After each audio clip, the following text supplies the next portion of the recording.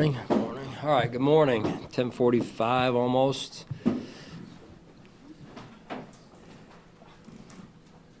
All right, I'll wait. Yeah. Okay, so let me get out my list here. So I'll give you the injury updates. Will not practice today. Seth Van Pran, Max, Khalil, Jordan Hancock, Keontae Jenkins, Tylen Grable, and Travis Clayton, both in concussion protocol. Grant DeBose with a collarbone, which is, obviously working yesterday in his second day and then injured the collarbone. It's my understanding he will have surgery and be out, and then Stephen Gosnell with a calf, so he will be out this practice as well. Limited will be Shaq Thompson as he continues to heal from the hamstring, Cam Lewis with the calf, Connor McGovern with the hamstring, and then we'll go from there. That's a lot of wide receivers dealing with it more, even now dealing with injuries. Is bringing someone else in for the preseason game on the table, or is it kind of dealing with new habits? Yeah, we'll see. Obviously we're juggling. We've had some guys in, and then they've gotten hurt right away. So, and then going into the game, making sure we have enough numbers, to your question, at all positions, wide receiver being one of them, but at all positions so that we can find our way through the game here. Will you be more open to playing guys like Curtis, Elijah, and Tyrell, understanding there's still an evaluation there with roster cuts coming? Yeah, it's hard to say, make a blanket statement yes to everything or no to everything, but I think it's more on an individual basis, who we feel like we need to still see, who has not been out there enough, maybe due to injury in this case with Curtis. I would say he looks, good in his 2 days back to this point. So yes, from the standpoint of wanting to see a couple of those guys, and then certainly evaluate special teams pieces as well as it relates to certain positions in particular. So this is more of an evaluation type of game, as opposed to getting any starters for the game? Not totally there yet, John. Obviously, you guys know we're going to practice in the stadium. We're going to work together, ones versus ones, and get our reps up to the point where we need to have them this time of year, and then we'll make final decisions from there. It'll be on a case-by-case basis where that goes. I'm anticipating not playing all of the ones, but we'll see where today goes at this point. Did you meet with Gabe Davis yesterday? I'm sorry? Did you meet with Gabe Davis yesterday, and how did that go? Where does that stand? Yeah, from my standpoint, had a good conversation with Gabe, just getting caught back up on things and kind of his journey over the last year or so, and it was a good conversation. And then, really from there, that was it at this point for me. I know he had, did some other things in the building and with our medical staff as well, but for me at that point, that was it. But it was good to see him. Does that have to be in our cluster of players for Saturday, Josh? No. Yeah, no. That's a bit of a change in philosophy for you. Josh is, or at least it seems that way, because Josh has played in some capacity in the preseason pretty much every year. Why was that something you're comfortable with changing now? Well, number one, that's my job, is to adjust as need be, and you've got the reigning MVP, and I feel like he's shown to this point that he's in a good spot. Josh is in a spot where, he and I talk about that, and listen, he's always going to want to play. That's what competitive people want to do. They want to play, but I have a responsibility as well to protect him, and in doing so, protect our team. So, again, I think he's on schedule, and he's looked good. You've been out there at practice, and you've watched. He's looked good to this point, and I feel good about where he's at right now. Knowing it's a case-by-case basis, James Cook hasn't seen any real preseason action.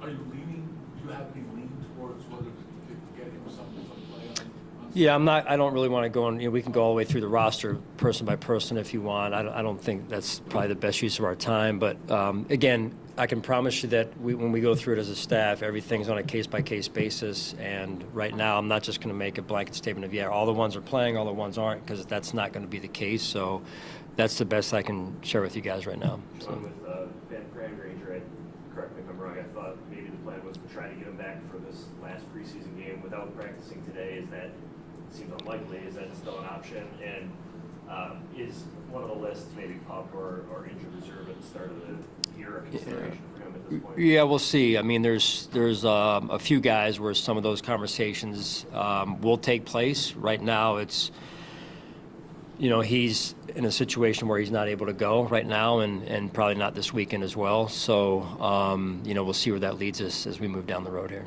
How would you evaluate what you've seen from Alec playing center with guys like Cedric Howard? Yeah, I mean, again, it's for Alec. I feel like I'm a broken record here. I apologize, but it's like he just got back, so, he had some moments yesterday that I thought were really good, and then a few where you could tell he was, kind of just came back off of being out a couple weeks. So he knows that, and we have a lot of trust and confidence in Alec, and, I have a ton of confidence in him myself, and he'll get back. He just needs more time out there. As a head coach, what's your overall mindset approaching the final week of the season? Yeah, evaluation overall. It's almost like it's two-pronged, right? Evaluation, continued evaluation, making sure we have the evaluation right, wanting to see certain players, that are in competition with one another, and then this piece over here is trying to move our team forward, like today, and making sure that we are getting ourselves ready to go here as an overall team. Sean, how have you seen Curtis respond since this is the first time you've seen him in team drills since? Yeah, no, he's looked good. I referenced this earlier, Joe. He's looked good. He came back, I think, the first day there. He's been back 2 days, I believe, and the first day, looked good and, looked fast, looked fresh, which happens when you're not out there through the 18, 17 practices leading up to then, or 15, whatever it was. So, yeah, he's looked good, and now it's, hey, how does he look through the weekend here, and then what's the role, right? So everyone has to have a role, and how big or small is it, and what does it look like, and some of that's with Joe and our offense, and working with Josh and getting that rapport built back up. Sean, the last couple of days I've asked some of your players and then also Joe Brady what they've seen from Keon at this point, and the answers were pretty, they were just really praising how different he is Yeah. at this time this year. Do you agree with that, and what have you seen that has made him, show this maturity on and off the field? Yeah, I mean, probably a really good question for him in terms of what's been the change. Listen, he has a lot of pride in who he is and what he does and how he does things, and confidence in himself as a competitor and a football player, and those are all good things. But at the end of the day, the work has got to be put in, and he put in work this offseason, right? Honestly, very close to starting with the end of the season last year. So, again, I tip my cap to him, because to say it is one thing, but to do it is another, and that's what separates a lot of people. You've said time and time again that it all starts up front, especially on defense for you. How do you feel like that group has come together, learning to rush together, and starting to build some chemistry, a month into camp? Yeah, we've got some new pieces, and within some new pieces, we've got some young pieces there too, and it's a work in progress. To say that we are right now where we need to be would be a lie. I feel like right now it's to be expected, right? Because when you're trying to onboard new players, onboard young players, get them to develop, it takes time and reps, and then the symmetry of 4 players rushing well together, knowing where each other are going to be in the rush, that takes time as well. So we're getting there. It's work in progress overall. But they're working hard. I like the guys we have, confident in them. There's development pieces there that need to continue to move forward for us because of the youth. What stood out to you about Joey Bosa and what he's brought since camp started? He's been on the field. Yeah, football player. I appreciate Joey's focus. I appreciate how much he loves the game, and that he likes being here, and He's really easy to coach. It's not, he's got very little ego at all, if any, and that makes, the coach-player relationship really flow well. And also, like, he's kind of a fun guy to be around from a sense of humor standpoint, so that makes it fun. You made a point on Tuesday in saying you're still looking for that person to play opposite T-Rap. How big is of a game this Saturday for a guy like Bishop? Yeah, I mean, I think let's just be fully honest here. It's big for every player that is trying to make this team or make an impression on film, right? And I don't take that lightly at all. It's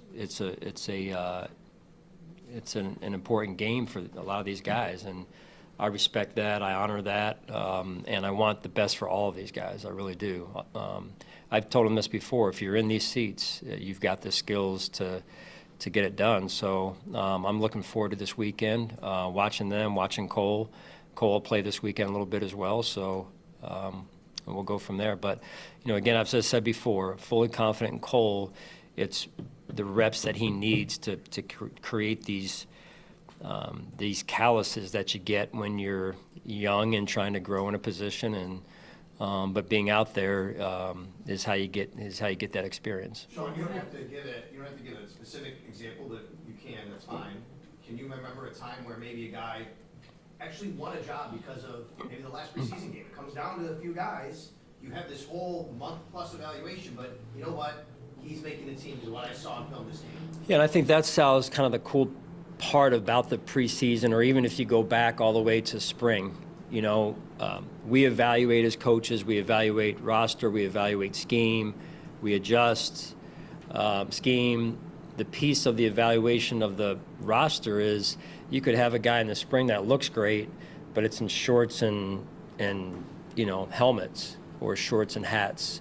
It's not really football. And then it's interesting to watch that evolution, if you will, through start of training camp then into preseason games, 1, 2, and now 3. And to your point, I've seen players who maybe didn't look the part back here, but when they get to over here and then the development piece, improvement piece from game 1 to game 2, game 2 to game 3, there have been players that have made that jump, and I look forward to seeing that. I hope that is the case for us. Our 2s, 3s, whoever it is, that someone shows us who they are and who they can be, and that would be great. It really would, and I look forward to that. Sean, what's your sense of so far on Landon Jackson? I mean, we've seen Sanders and Walker have flashed a little bit. It looks like Landon has had trouble making an impact, at least in the brief time he's played the game. Where do you sense he's at? Yeah, confident in Landon. He's a young player again. As we talk about youth, I've said it from the start. We're going to have to count on some youth up front in particular, and that's going to take some time. Again, I remain patient. I think when you play defensive end, there's more mental that goes with defensive end, the defensive end position, than D tackle, right? So. That also carries a weight with it in terms of it takes you a little bit more time to get back to playing fast. And I think that's probably, him balancing some things right now. And I thought one of his best practices was yesterday, especially the back half of yesterday, and I'm encouraged by that. And he's very passionate about football, and doing well is important to him. And I think he's got the right wiring. Now we just got to continue to, kind of cut him loose and play fast. Can you explain the difference then between edge and D tackle? What are you talking about when you say more mental on the edge? Yeah, there's more that goes with more playbook, more volume from checks to role definition of, hey, D tackle is mainly rush, mainly they don't drop into coverage. So there's other dimensions of the game that come into play for D ends as opposed to D tackles, and Landon's a smart guy, and he's a smart player, and it just takes a little bit more time. It's like if you equate it to playing middle linebacker compared to playing outside linebacker, or playing safety compared to corner. There's more mental processing that it calls for.